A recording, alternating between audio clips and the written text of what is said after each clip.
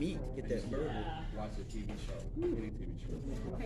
Every time a commercial comes on, you have to go non-stop. Absolutely non-stop. By the time you get to the second commercial, second commercial,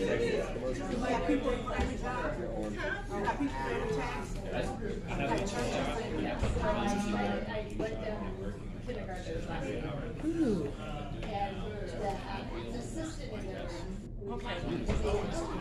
Can I see how cute I look? You're on there and you're looking gorgeous as usual. Cut my hair off. Did you make me thinner? Uh-huh. I put the youth filter on there.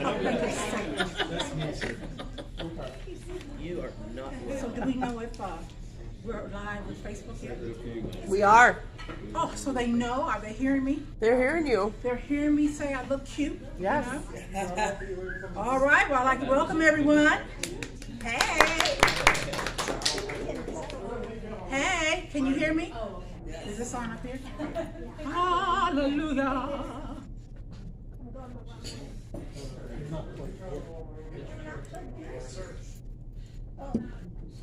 That's right.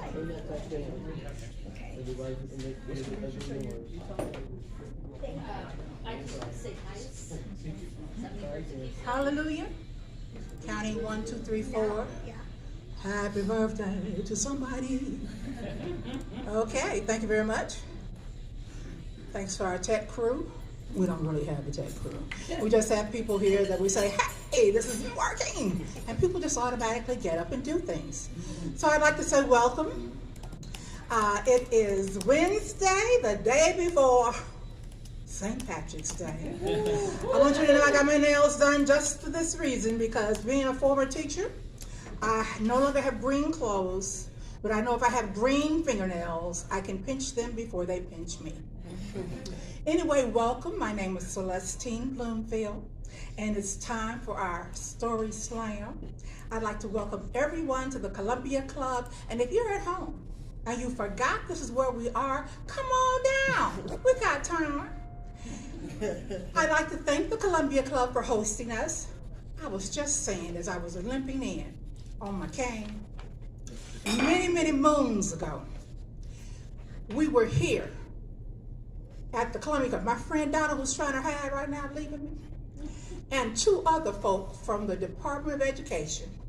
We were here with our state conference, and we had a talent show. Our talent show, we won. But we practiced so many hours the song Operator. You remember any lines? Operator information, give me Jesus on the line. Hallelujah, that was the song. We had a good time. Our boss thought we rehearsed too much on company time, but we won. I don't think we got a cash award or even a trophy. I must investigate that. Anyway, I'd like you to know that our Indy Story Slam is hosted by Freetown Village and Storytelling Arts of Indiana, and we're sponsored by Gelser Investment Management. And we got a rep right here. Tell me your name. Patrick. Hey, Patrick. Thanks for coming. Of course. And I'm glad I finally pronounced the name correctly. Okay? Our media sponsor is WFYI. And in case you forgot, the theme tonight is stuff. Now, you know stuff could be a lot of things.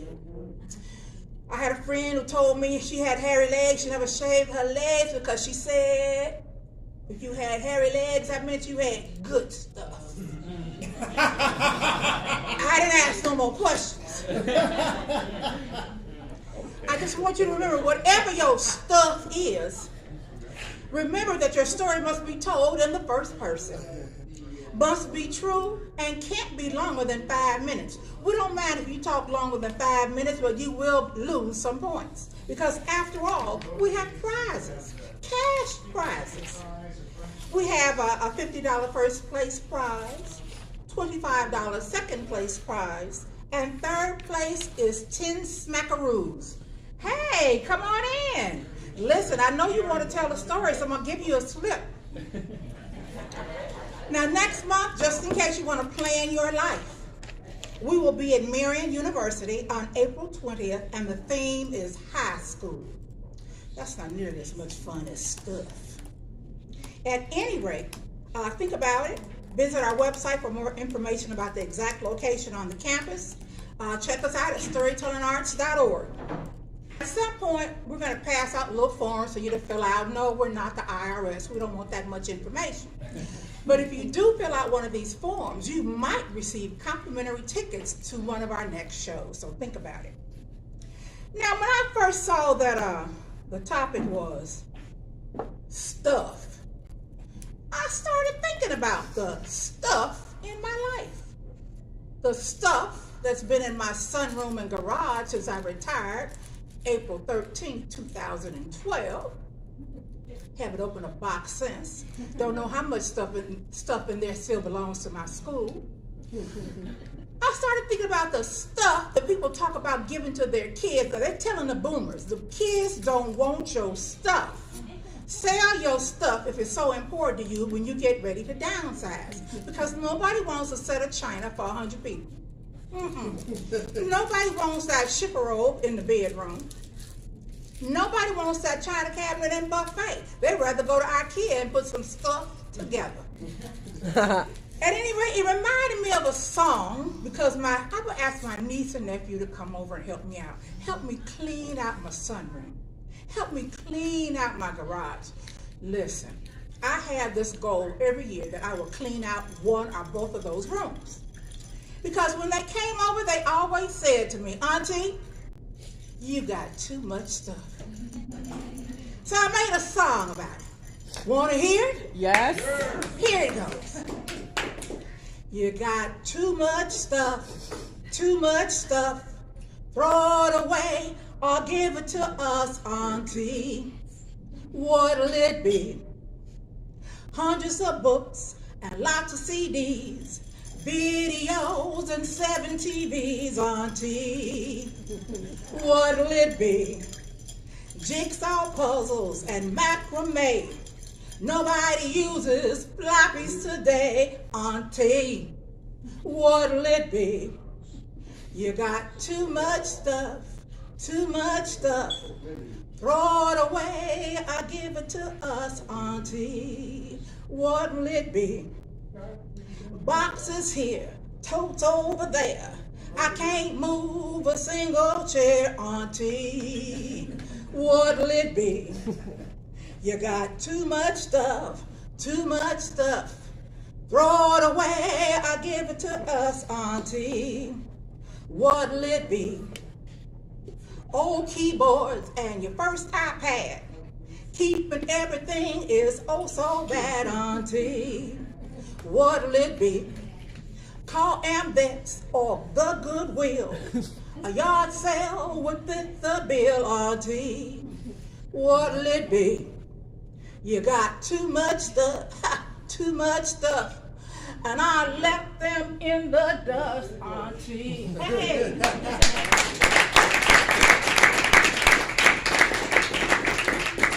You know, my retort to them was, it's my stuff. All right?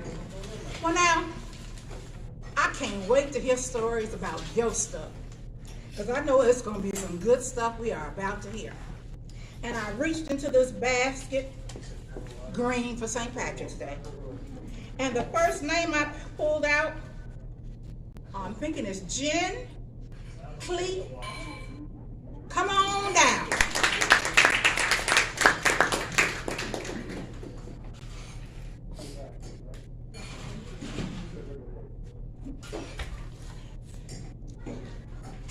I have HGTV dreams.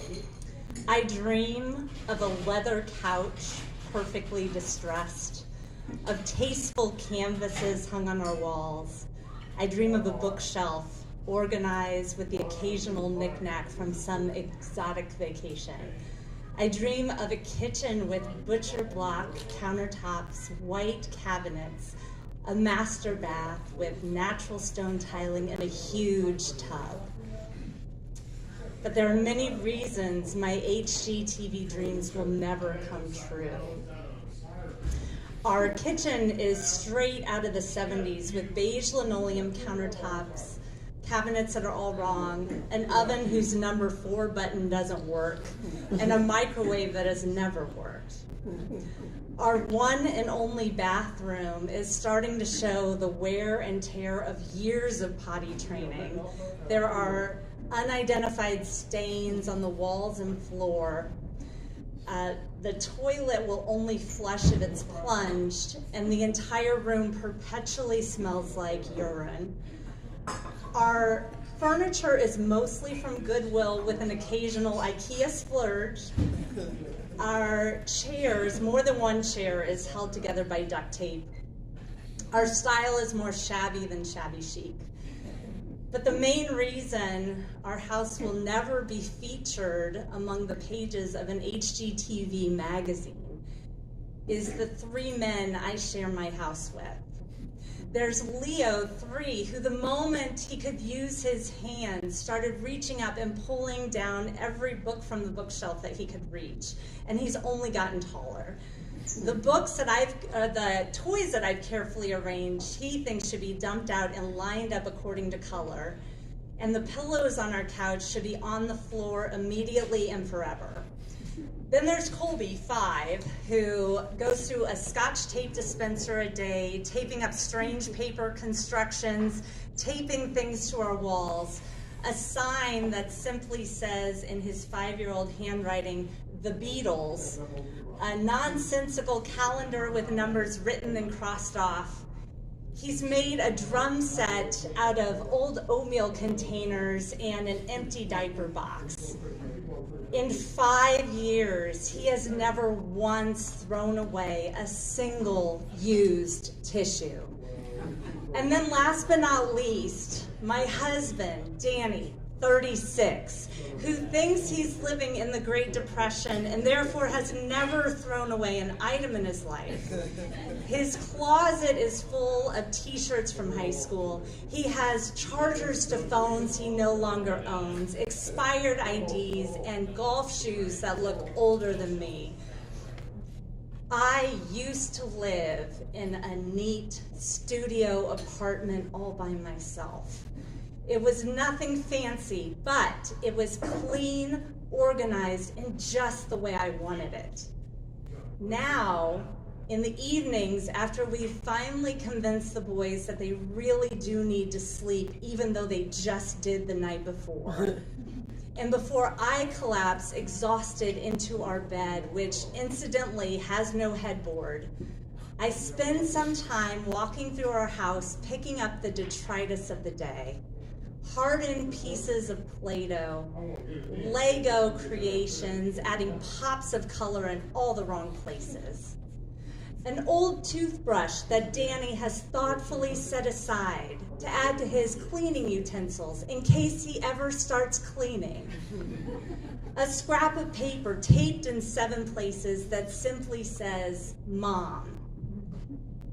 I pick the pillows up off the floor and put them back on the couch, and I put the books back on the bookshelf, if only for tonight.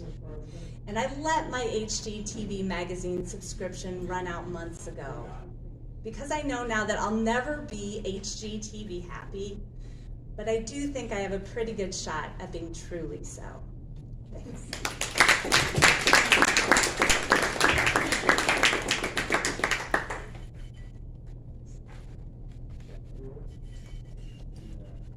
That was just wonderful. And just think how unhappy you would be if those 3 men were not in your life. HGTV. I used to binge watch it for years. Always wanted to do some of those projects. Would go to the store and figure out how much that project cost and go back home. Once I mistakenly had some guys come out and measure my house for windows, new windows, because my windows are aluminum. They are not very energy efficient. And they came out and they were the nicest gentlemen. And they tried to go in some of my rooms to look at the windows from the inside. I said, oh, no, no, no, no. So they went outside and they measured and they came back with this ungodly amount of $15,000 some odd dollars. And I said, okay, I really need to get these windows. It would lower my energy bill. And I called on the phone the very next day, filled out the paperwork. And I didn't realize how easy it was to borrow that kind of money from my credit union. I mean, after all, I had grown quite aged, and the older you get, the better your credit score should become. So I looked at the amount of money I had to pay them every month, and I thought, oh my goodness, if I do this project, I'll be poor. So I called them back and I canceled. But then I called the credit union, and it took me 2 days to get to them. And by the time I finally got to them and told them, you know, take that money back, it cost me $6. But I was a happy camper, even though my house is still not energy efficient. Well, now, hey, I've been pulling these names out randomly, but I know I've got a good story coming up here next, because our next teller is Mike Hobbs. Come on and tell us about some of your stuff.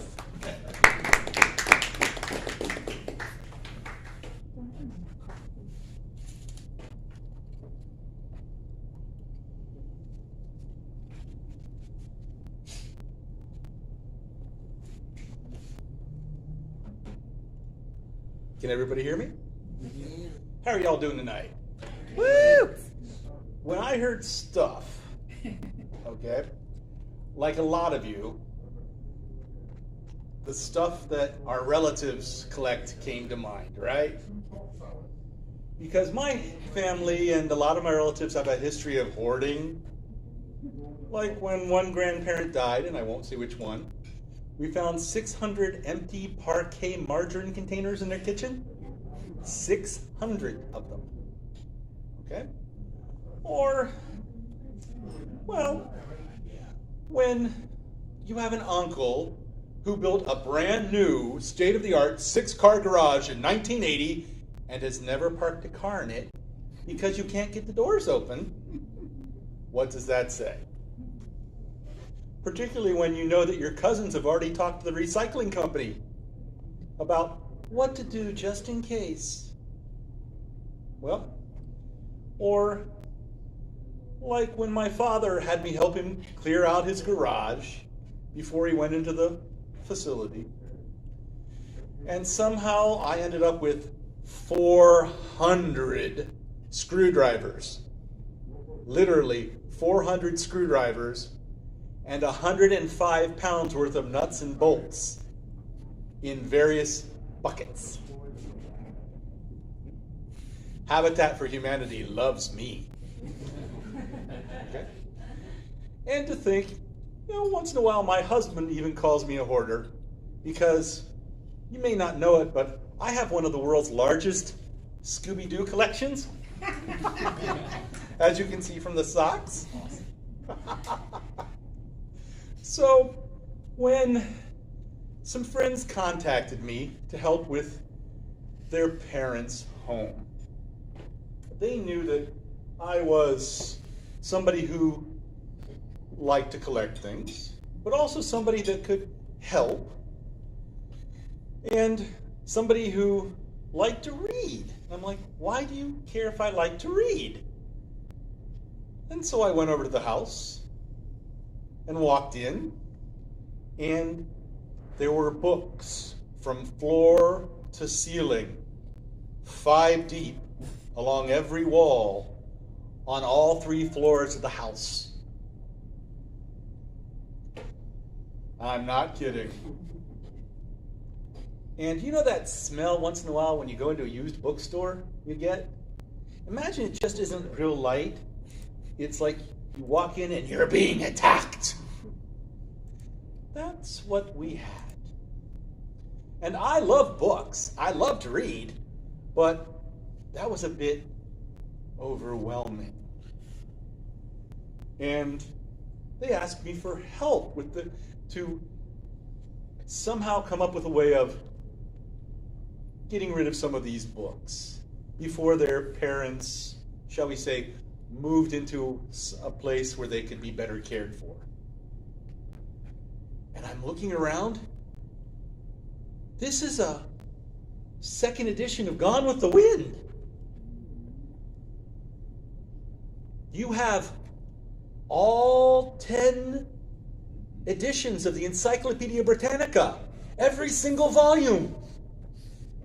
Oh my God. And then I came up with an idea. They love their books. I love books. And they know they want these books to be valued. So I go up to them and I say, you know, what are you going to do with all these? Our kids are going to keep them. They are they? Oh, well, do you mind if I borrow a few? And I could see their daughter going, yes, yes, yes, yes, in the background. So I walk out with 20 boxes of books. And everybody there does too. And it turns out that we all decided that we would start switching them amongst us all. And while, yes, some of them went someplace else, once they passed on, we still have this big lending library we all developed. And there are about 20 of us that now switch these books among each other. And so these books really are being treasured, used, and read. So their legacy is met. Thank you.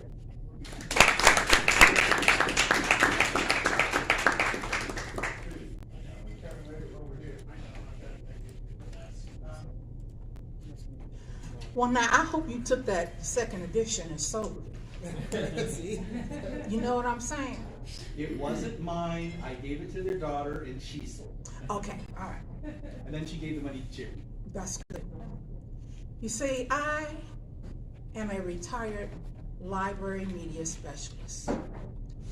And everybody thinks that you want their old, dusty, silverfish-ridden books. And we accept them gratefully, and we wait for some late night, right before trash pickup. And you and the custodian roll carts out and put them in the dumpster. Now I learned that you're supposed to take the name and mark off the school name, because by God, it will find its way back to your school if you don't. And if you're good enough, tear the page out with the book pocket on it. And maybe you won't see. I've seen 2 families recently have to go into apartments and houses and dismantle it. And they call the library, but the library has no one to go pick up those books. And so I don't know what happened to them, but all I know was they didn't come to my house. That's enough said. So I hope those people who just came in recently, if you need to fill out a slip for a story about stuff, it's not too late. Because I know as you sit here and listen to these stories about stuff, that a story comes to your mind. It's not too late. I think there's some slips at the end of the table. But right now, Devin Moore, you're on the floor.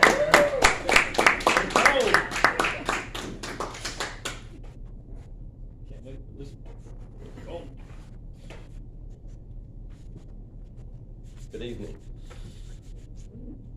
Okay, so I was trying to get a gist of what was going on here and what I could actually go up here and say. So I'll know that I'm doing it right and doing things correctly if you guys can chime in and say stuff when I get somewhere in the story and it belongs. Does that sound fair? Okay. So we'll practice this really quick. I only have 5 minutes.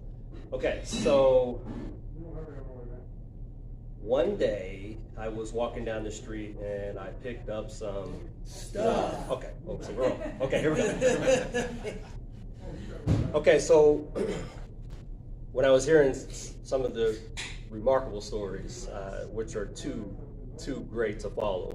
I was thinking about when my childhood, my brothers and I, we couldn't wait to get up on Christmas Day and open up our stuff. Okay, come on, we gotta get on it. Come on, guys.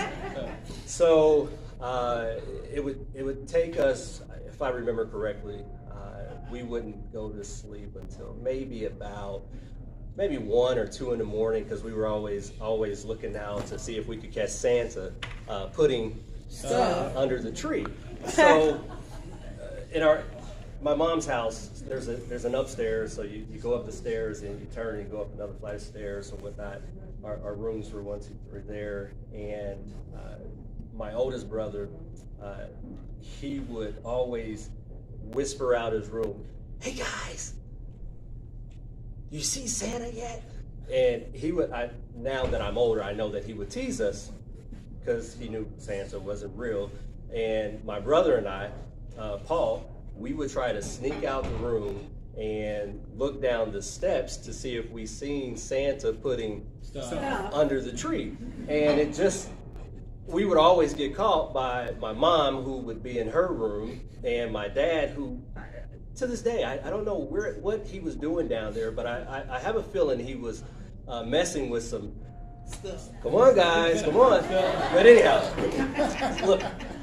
So anyhow, we would get caught. My mom would tell us to go back to our room, and so we go back to our room. And then eventually, it just get too late, and we would tap out. But maybe once or twice we would actually be able to look down, and we just wouldn't see anything under the tree. And one of the huge arguments, and I remember this, one of the huge arguments we would have with each other is like, "You were always bad. They told you not to be naughty. You always have to be nice." And we would just go at back and forth. But eventually we would tap out, and my mom, she would wake us by lighting the fireplace, and you would hear the crackling, and she would yell up the steps to us, and we'd come running down, and we'd see all this stuff in the room, and we'd just be so excited, like, "Oh man, wow, this is so great, this is so great." And we'd just open up some gifts and compliment each other and say, "Oh, hey mom, open up this is for you." And so when you guys were telling these stories, I just couldn't help but to think about this stuff. But then during that time, how much time am I doing? Okay on time? Yeah. But then there was this one Christmas, my dad played a trick on us. I had to be maybe 10 or 11. He got us a few gifts. He put some stuff under the tree, but we were all supposed to do some great things or good things in school, and all of us hit our mark. I believe I received good grades. My brothers, they received good grades. So we couldn't go without getting good grades. That's for sure. But we were promised a big gift. So we had a lot of stuff under the tree, but we were all wondering, the three of us were wondering, okay, but they said we would get a big gift. And, these gifts were small. The stuff was plentiful, but it was small. And forgive us, we were just kids. So,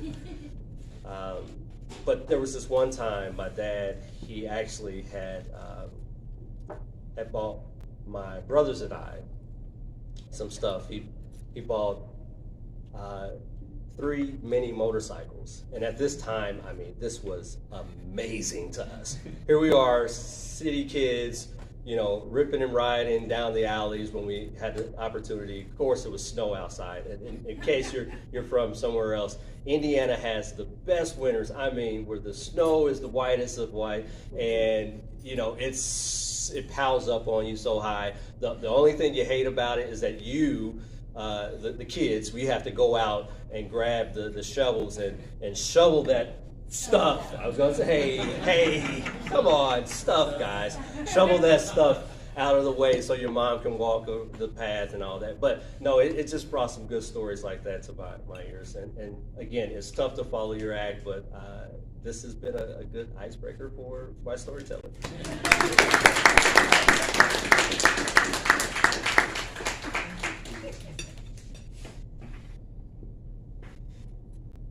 was a good story about stuff. You know, I don't have kids, so every time it snows, if the guy I'm paying doesn't show up, like once I put on Facebook, I would be so happy if when I returned home, because I had to go to a funeral, which was the only reason I was out, if my driveway was shoveled. And when I came home, that stuff was still there. So I had stopped by like Arby's on the way home to get a sandwich, and I pulled into my garage, and I closed the garage door, and I was so hungry, I just like was sitting there eating my sandwich when I could hear this shh, shh, shh, shh. I said, nobody called me. What is that noise? So I quietly went into the house, quietly went into the living room, quietly pulled back my drapes and looked. There was a strange van at the end of my driveway. So that meant I had to open up the door. I had to look outside. And when I looked out, it was one of my former students and his son. He made his son shovel all the stuff. And we stood there and watched. All right, now I know all those people in the back. I know you got a story. I know something has come up about stuff, and you're ready to tell. Well, right now, our next teller, and I want to tell you, Devin, that was good. You know, you did a good job with that story. You know how you started talking about you moved your hands every time we wanted to say stuff, and we caught on quick. We are well trained. But our next teller is Will Kramer. Will, come on now.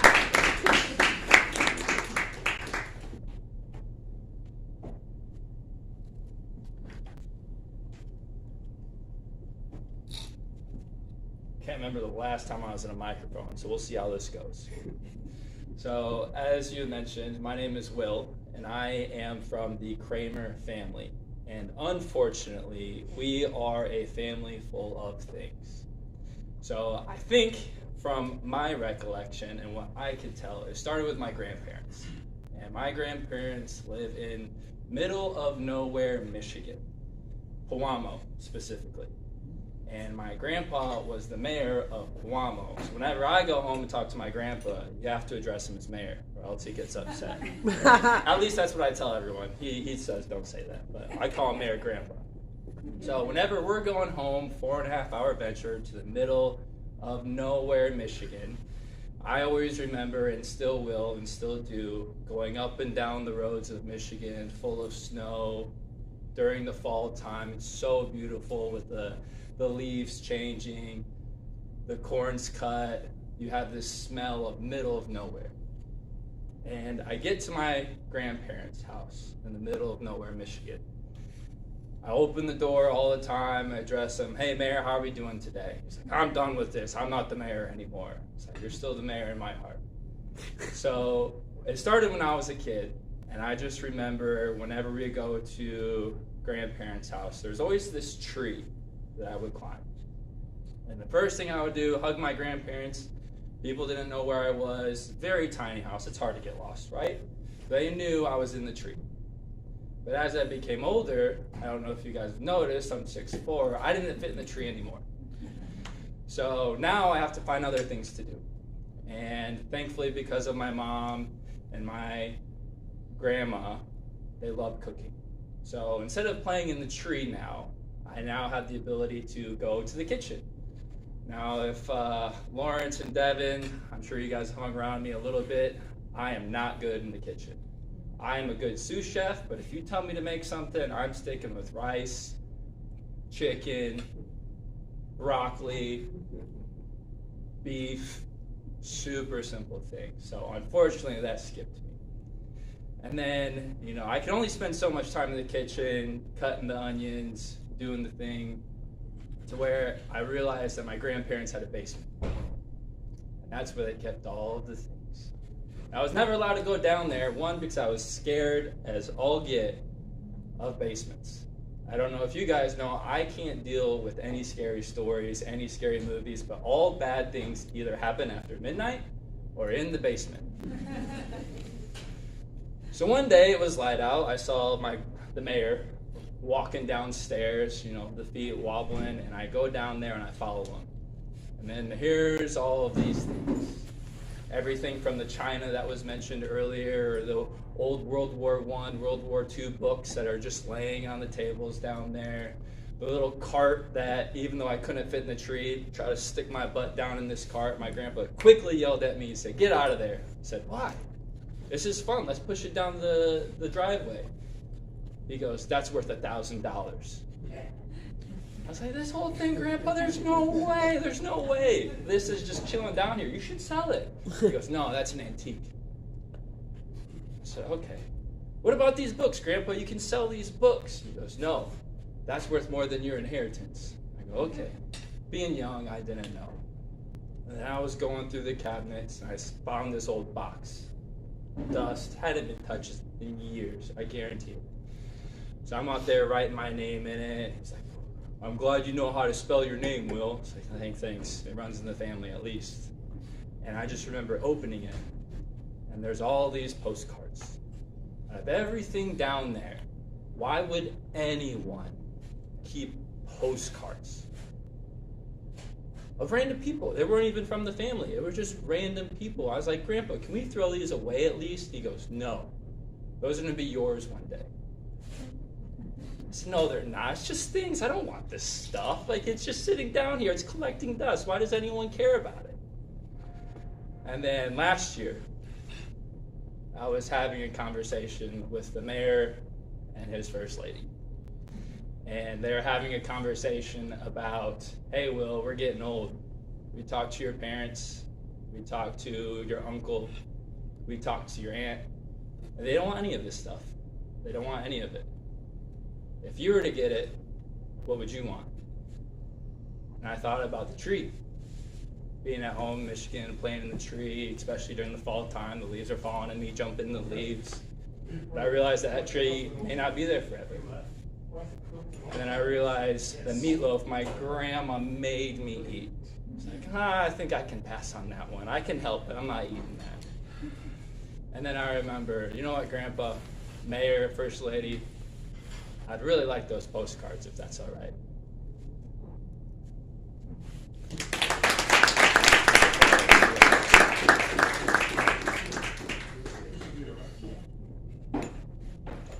That was the best story, Will. That was just the best. Thank you. You know, my family, we fight over pictures. Well, I'll take that back. Not the young'uns. The young'uns don't even know who the people are in the pictures. So I remember my mother telling me that her father had given her the picture of her mother. And my Aunt Ruby took the picture. And my mother had been mad about that for many, many years. So one Mother's Day, I asked my aunt for that picture. And I took that picture and I made reproductions and put them in frames. And I gave my aunt her picture back, all framed. And I gave my mother a reproduction. But now my mother is gone, my aunt is gone. And that picture was at my aunt's. And I didn't know if my cousins even knew who the woman was. So I finally said, you know, as I saw it sitting on the floor at my cousin's house, I said, I want that picture. I said, I have a copy of it if you want it. But she didn't care. She gave it to me. So on my wall in my bedroom are pictures of my great-grandmother on my mother's side and on my father's side. And people will take them into my bedroom, even though I have closed the door, because there's too much stuff in it, and it's not organized, and the bed is not made just to show them those pictures. I think it's just awful. I'm hoping some of those new folks back there got a story to tell about some stuff, because I'll be back there to canvass the crowd any minute now. But right now, we have Carol Bostell, who's going to come up and tell us a story about some stuff.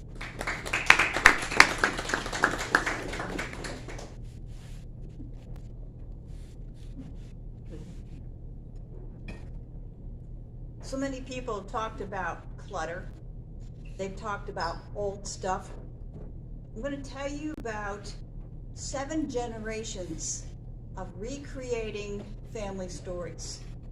When my mother moved into my grandmother's house in the 1980s, she moved into that house with 7 generations of bits and pieces of family stories. I could do a whole hour and tell you and more of it, but I'm going to tell you just enough to make my 5 minutes, and you're going to have to ask me more. We're going to start with my grandmother's wedding picture.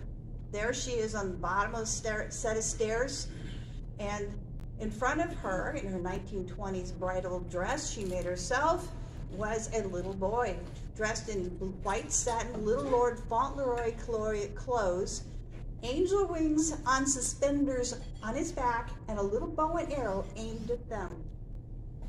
To go with that story, I was digging through closets because my mom has to eventually move. There was a 1950s dress box. Inside was the trousseau. Delicate satin, handmade lace, and all these things a farm girl made in anticipation, including her groom's tie. And she left little notes to tell us all about this. Then there's the secretary that I'll eventually bring home.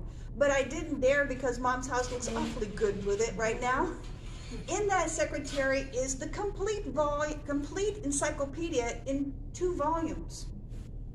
There are spectacles, and I looked it up. We have relatives who arrived in that county, wasn't a county then, in 1799. They could have been Achilles Comstocks, that's my 7 times great-grandfather, spectacles. I found books.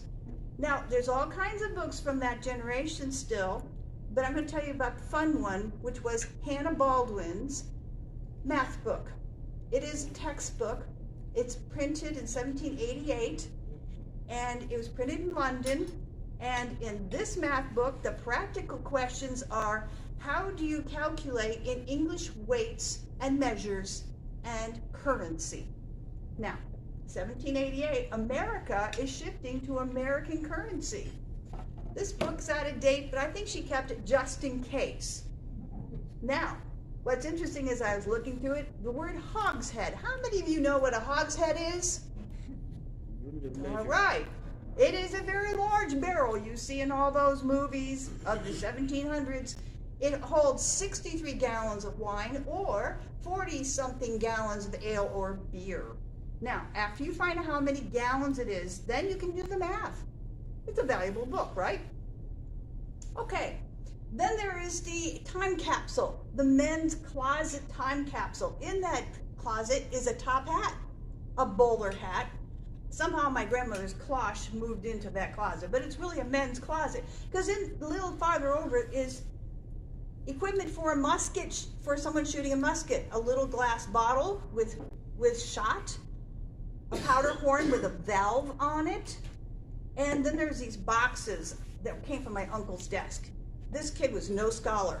3 pair of discarded glasses and 10 fountain pens that had been disassembled. He was not into school. Okay, then there is my great-grandmother's cookbook. She tells about her recipes. I found in her journal what she makes. In one of her journal entries, she tells about going downtown and checking out how much everybody weighed. The men weighed normally, but guess who owned the size 9 engagement ring? It matches the picture in the hallway with my dad on her knee. So you look at all these things that are in my family's house. Oh, there's one more. There's a box that was found under an oak carved bed. In this box is a newspaper that came 1 year after they all moved to this part of New York State. It's a newspaper from 1800.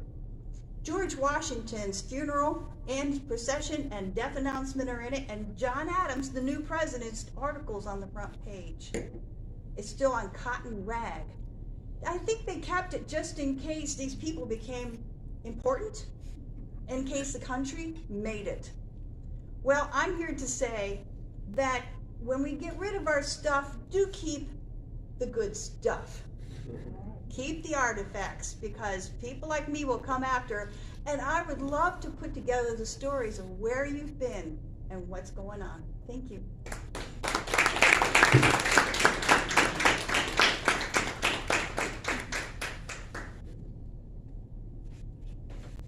Thank you, Carol. That is good stuff. Hey, all those people eating in the back. You got any stuff you want to talk about? We got time. Think about it. Think about it. I will stroll back there because I have not had my obligatory glass of wine. So I'm going to have that. So as I get that, I will come back there and check you out. Listen, stuff. I remember some things from childhood, visiting the elders and seeing things in their homes, like little figurines of Aunt Jemima and Uncle Ben. And I would ask my great Aunt Lee, what is that?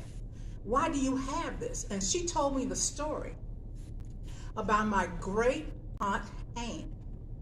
My great Aunt Ann traveled around the country dressed as Aunt Jemima. And she would go to these country stores and she pulled out pictures of her in the country promoting the product. And what I know of the story is she had a boarding house in New York and actually worked for the governor at one time.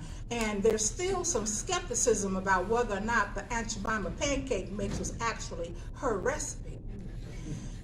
But I do know that when had this big brouhaha about taking her name off the box, I said, don't do that. Because the new box don't look half as good. And I don't know if the product is the same or not. But now that's some stuff that I would like to see today. But now I don't know who went into the house when my Aunt Lee's funeral was going on, but nobody found the family Bible. Nobody found the Uncle Ben and Aunt Jemima paraphernalia. And I think somebody even took the iron bed that was in the guest room. I'm hoping it was a relative, because you know everybody didn't make it to the service, and not a thief. Now listen, that table back there having such a good time? Who has a story about stuff? Come on down. Our time is not up. They're trying to act shy.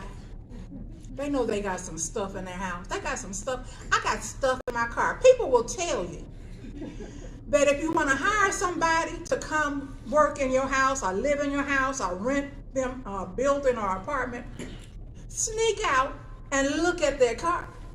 If their car is jacked up, they're going to jack up your house. Fill it all up with stuff. Anybody got a story now? Y'all look real cute back here. Look, my french fries are getting cold. You can come on down here and tell us a story. You know, our next topic is about high school. And I can't wait to hear some of those stories. Now, some of us are so old, we've forgotten about high school. But I'm hoping that you will come out to Marion University on April 20th and that you will tell some stories about high school. Whether you were teaching high school, whether you skipped high school, something good. So really there's nobody else in this room who wants to tell us a story about stuff? All right, Donna Jones is coming up to tell a story about stuff.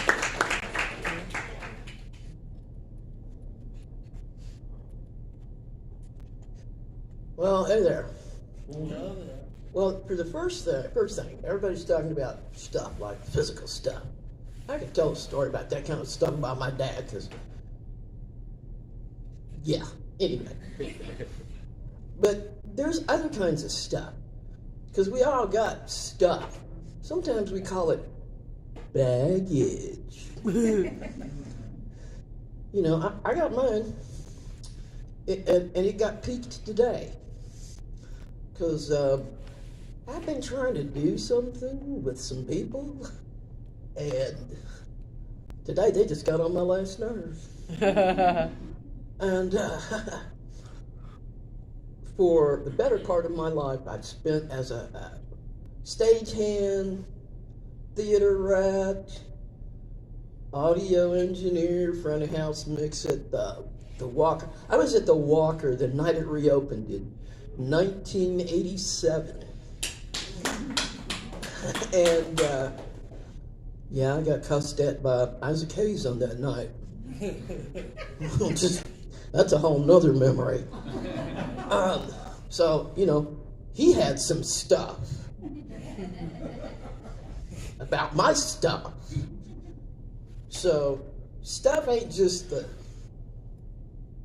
18 trash bags that the women from my church cleared out of my dad's house before he died. Nor is it the 2 80-yard dumpsters I had to rent, the first of which we filled up on day one after he died. But there's the stuff that we throttle, we hold in. Sometimes we let it out. Sometimes we don't have a choice but to let it out because, you know, it's kind of like gas. It's better out than in. And that's my story about stuff.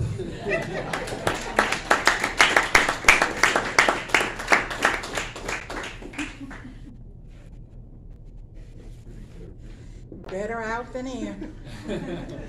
Like them stories about stuff, I know that back table's getting ready to tell. You can't tell me there's not a person back there don't have nothing about stuff. Like when I retired because I could not walk. I retired because when I called over to central office, they said, "Why are you still there?" And I said, "I don't know." So I was in a wheelchair the last month that I was there. And my friends graciously came in. All the parent volunteers, all my friends came in and packed up my office. That's one of the reasons I know some of that stuff is in my bag. But at any rate, there was a lot of stuff that needed to be packed up and hauled away. And I appreciate people for packing up stuff. So if there's not another teller in this room, anybody else got a story about stuff? You got a story about stuff? Come on.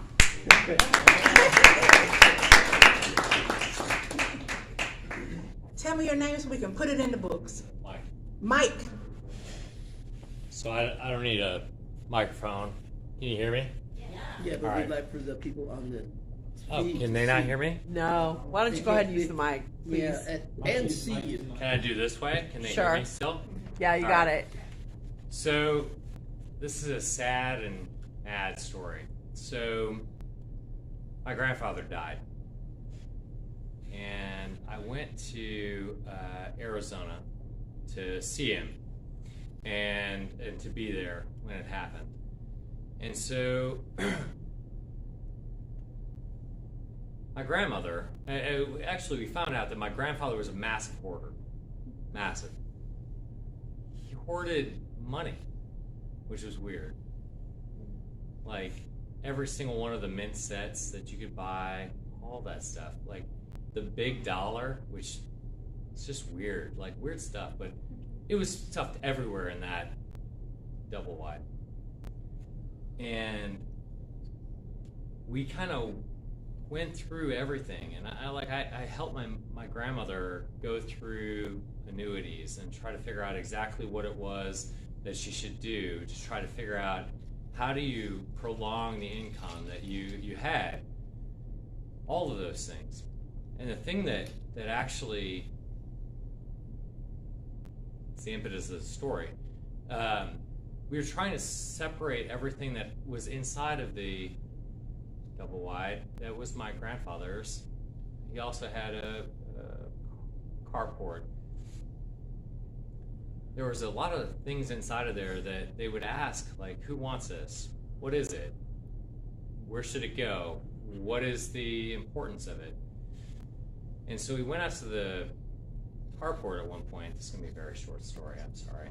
We went out to the carport, and my father, who's about as absentee as you can imagine, my uncle showed him these pictures, and they happened to be the ones that my grandmother displayed that were of my mother and father's wedding, me, my brother, and a couple others. And my father said, I don't want those. He didn't offer them to me. He didn't say, oh, we should do something else with them or whatever. He just said he didn't want them. And so he literally, in that moment, disregarded me. I have a hard time with that still to this moment. And so the stuff that my grandfather and grandmother held onto didn't matter to somebody that should matter to me, or that I should matter to. And that was my story of stuff.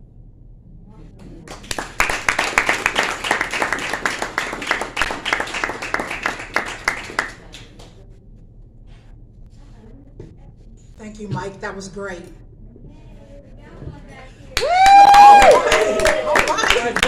She will wear you down. We got another storyteller coming to the podium.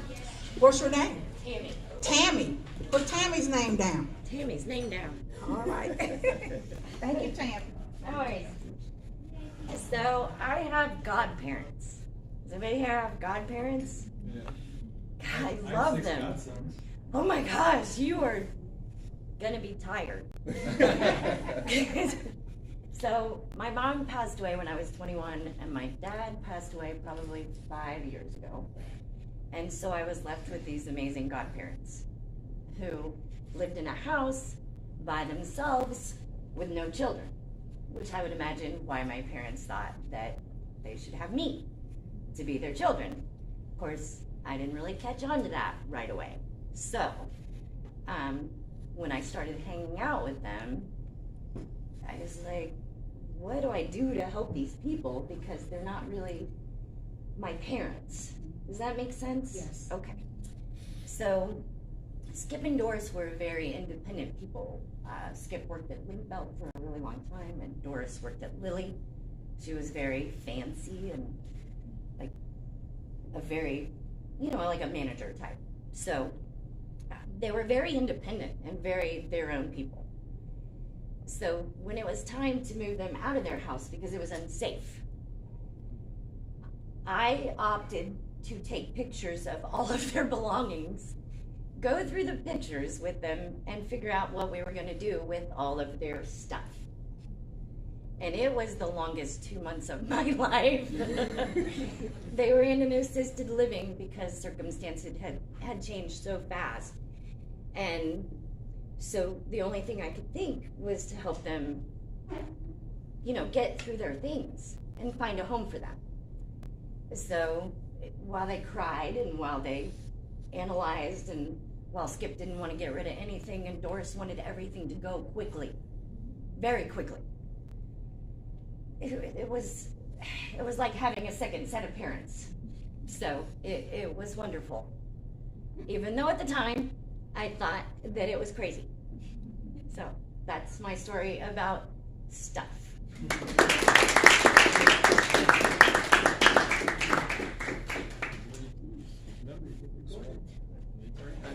Tammy, it's because you were so nice you had to do it twice. All right? Right? Right. Has to be. I don't have any children. I have 2 brothers. I've watched the elders go on to their reward so that now we have become the next generation. So I often think about, well, who will I give this ring to that I had made for my mother's wedding set? Who would want the pictures of my great-grandmothers? Who can I give my stuff to? So I've been through enough dismantlings, I want to call it, to know that I need to get rid of my stuff. It won't happen today. Maybe Saturday, maybe tomorrow. I need to start. But what happens when you start to get rid of your stuff, you open it up and you find a folder of your feel-good things. And I kept this folder in my desk, and I opened it up and I read letters from the time I first began at my school. and I didn't get anything else done that day. And no, I did not throw out a folder. So that's the problem. And when people come to my house, they'll just look over and they'll see a green wig with braids, and they'll pull it out and just put it on. Or if you pass by the table that's in the sunroom, you'll see a little rainbow colored wig. You know, people wonder, why do you have this stuff? Well, teacher mentality. You never throw anything away because you might need this stuff. And that's a true story. Thank you so much. Well, do we have the results yet? Or do you just want me to keep talking? This has been a wonderful evening. I'm still going to get my wine to eat with them, to drink with my lukewarm hamburgers, and they are delicious. My sliders, that's what I should call them.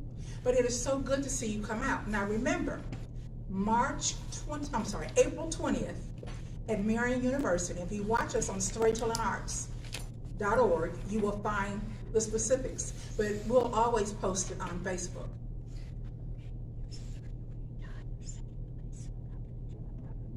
Okay. All right. I have the scores. We had so many people who won second place that we're not going to give out a third place prize. Because we're going to have to split this up. Jen, Will, and Carol is the three-way tie, and you are second place winners. Congratulations and thank you so much. Ellen will be giving out checks, or we'll have to take up a collection and give cash, I don't know. Anyway, no, we've never done that. And our first place winner is Donna Jones.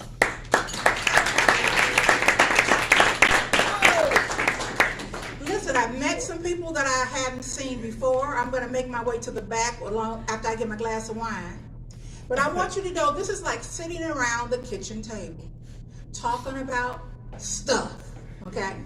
Now remember, our next topic will be about high school. We'll be at Marion University. But this has been a wonderful gathering. I'm so glad to see you all here, and we look forward to seeing you again. Now, are we going to do a drawing today? Oh yeah, I forgot. Our next teller is March 19th, and that is Manon Boyce. And Mitten Sparks. Manon Boyce? Manon. Notice I haven't met her yet, but I do know Mitten Sparks. Yes. These are our tellers. So what we're doing now is if you put your name on these slips that are going out right now, we promise to have a drawing, and you can actually win complimentary tickets to one of our next performances. I don't think we need to stay online while we do this, because I've got to get my wine. All right. Say goodbye. Goodbye. We look forward to seeing you again next month. Thanks a lot.